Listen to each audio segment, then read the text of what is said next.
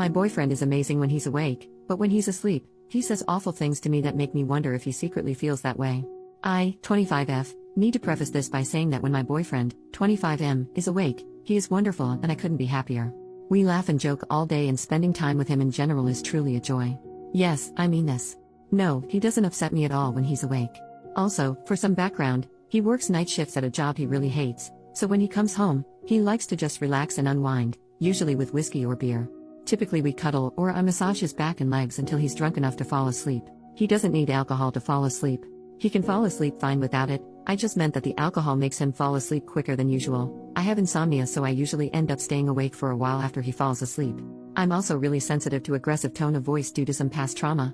He only really talks in his sleep if I shift too quickly or try to move him over a little bit if I have no room on the bed or if I move the blanket too much and it disturbs him.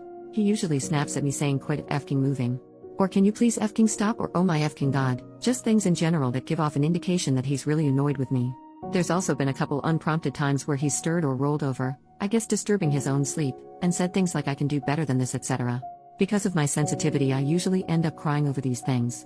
I try to make it a point not to bring up the things he says or does in his sleep, unless they're funny, which sometimes happens, because, for one, I really don't think he can control it, and two, when I have brought up things he said, he always ends up feeling horribly guilty for the things he says, and that makes me feel guilty for saying anything. Last night, in his sleep, he ripped my blanket away from me. We sleep with separate blankets because this has been an issue in the past, and tucked it under himself and his own blanket. It was really cold in the room, so I tried to take it back, but he grabbed my hand and shoved it away. I didn't want to have to wake him up, but he's a lot stronger than me, and no matter what I tried to do, I just couldn't get the blanket back. I shook him gently and kept saying, "Baby, can you please give me back my blanket?" I was met with sleepy grunts, but he still wouldn't give it back. Finally, after a little persistence, he sat up really quickly and yelled, "What do you want?" "Jesus, you're annoying." I said, "I just want my blanket back, please." He shoved it towards me and nearly knocked me off the bed, and then instantly laid back down and started snoring. I didn't sleep at all last night because of this. It's really eating at me. I really don't want to be annoying to him, especially when he's trying to rest after work. But I also don't know how I can keep putting up with this. Part of me wonders if he actually means any of the things he says.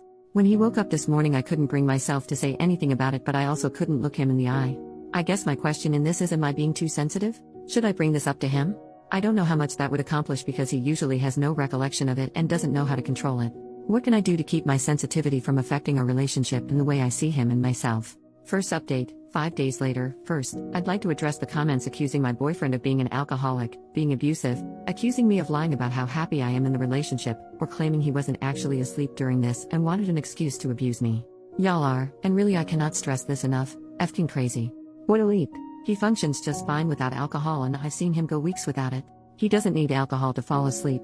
He drinks after work because that's how he likes to unwind. The same as one might go to a bar on the weekend.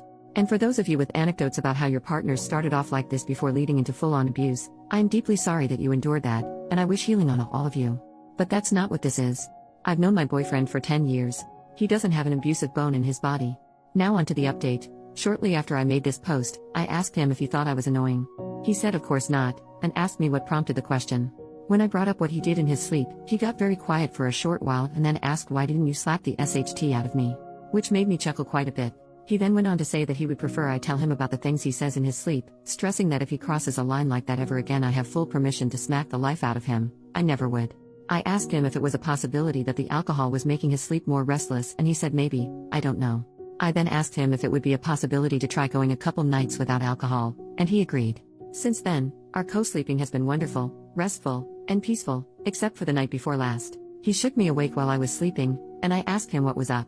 Baby, I'll show you. I had no idea what he was talking about, so I asked him. He said, "I'll show you." I said, "Baby, are you still asleep?" "Yeah. I'll show you." He instantly started snoring again. I must have giggled myself back to sleep. Anyways, I wanted to thank everyone for the kind advice, and we've decided to cut alcohol out before bed as it seemed to help immensely. Bless. Final update, 2 years and 4 months later. Hi. It's me again. Going back and reading these posts was insanely difficult. I want to kick myself for how deep in denial I was. Everyone in the comments was telling me that my boyfriend is an alcoholic, and I fought so hard against that. But it was true. A few months after my last post, I had an epiphany moment. It was 3 a.m., and he was drunk. He begged me to make him a pot of spaghetti because he liked the way I cooked it. I asked him if he would strain the pot for me, because the pot we had didn't have thermal safe handles, or whatever they're called, and I often would burn myself trying to do it on my own. He grumbled for a bit and said fine. But after less than 5 minutes, he said he was going to hang out in our bedroom.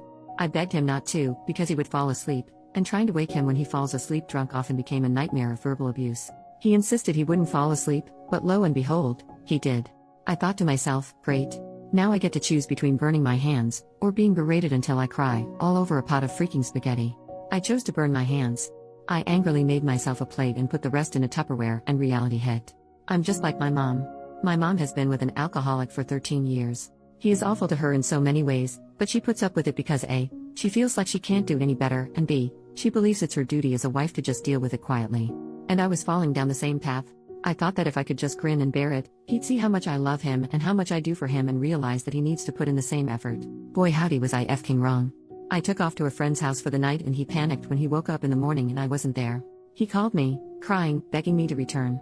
I unleashed all my feelings in return, and in more words told him that I didn't have much of an incentive to return, and how could I know that he'd do better. His tears turned to anger, and he screamed down the phone.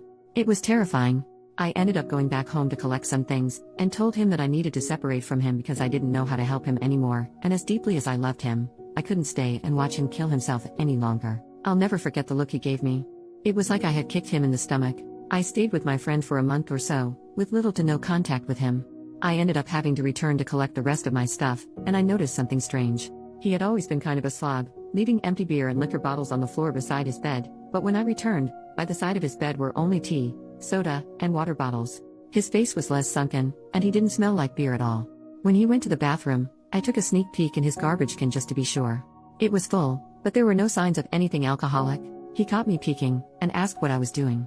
He then told me that he hadn't touched alcohol since the day I left. I was shocked. We ended up sitting and talking for a while. He said being sober was hard and he had the shakes all the time, and he missed me. I missed him too. I've been infatuated with him since I was 13, those feelings weren't going away anytime soon. To wrap things up for the sake of character count, we ended up getting back together. He celebrates 2 years of sobriety this week. I'm so proud of him. He sleeps restfully now, with the exception of a mumble here or there in his sleep, and is no longer mean to me in any facet. Also, we're engaged now. Thanks for reading. I'm sorry I fought you guys so hard, and thank you for telling me the truth even though I wasn't ready to hear it.